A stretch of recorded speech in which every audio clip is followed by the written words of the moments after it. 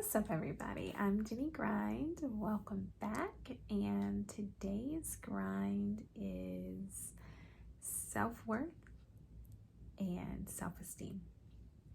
But I really wanted to just talk about those two things because they go hand in hand and they're so deep. So,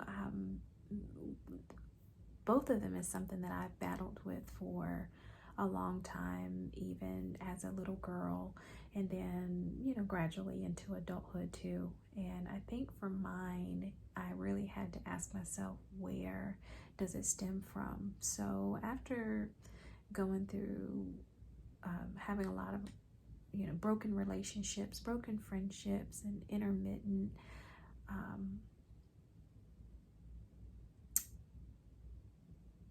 bouts of doubt,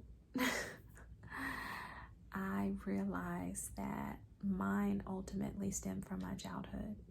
I was placing unrealistic expectations on the guys that I dated as a result of me not getting what I needed as a little girl. And my parents were both married for a very long time, but they were unhappily married.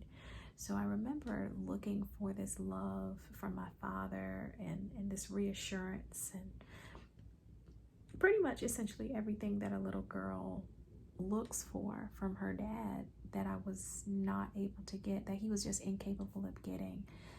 And I remember thinking to myself, like, man, I really wish that I really wanted more from my dad. So anyway, fast forward into relationships, I've, as a result, had my share of bad relationships, but also my share of really good relationships too. However, in the process, my self-esteem and my self-worth suffered.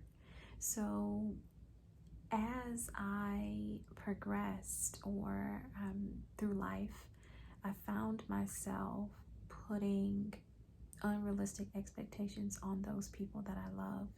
And so I'm wondering if sometimes as people, the very things that we desire from other people, like respect, or if we feel wronged by someone, or we feel disrespected, we feel unwanted, all of these things, I'm wondering if we do that, or if we tell them that we feel like they're not giving us what we need because we're not giving ourselves those same things, and we're just trying to make them compensate for what we're not feeling about ourselves, which is so unfair, right?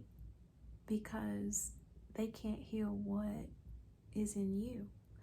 And so I started thinking to myself, like, Jennifer, you got to deal with some stuff. And I remember my husband and I, when we had our first son, I battled with postpartum really, really bad. And I remember our pastor coming over, our mentor coming over to sit with us and talk to us a little bit about what's going on. And I was telling him about my postpartum. And he was just saying, one thing he said to me quickly was, Jennifer, your husband can't fix the pain that you're feeling. He can't help you with that because he doesn't understand it. He's dealing with his own pain. You guys are both going through transition period. And he's just incapable of giving you what you need emotionally right now because both of you are drained. You're going to have to deal with your pain differently. And you're going to have to get yourself together for you. And vice versa, same thing for your husband. So I think that those words really resonated with me because from that point, I ended up seeking counseling.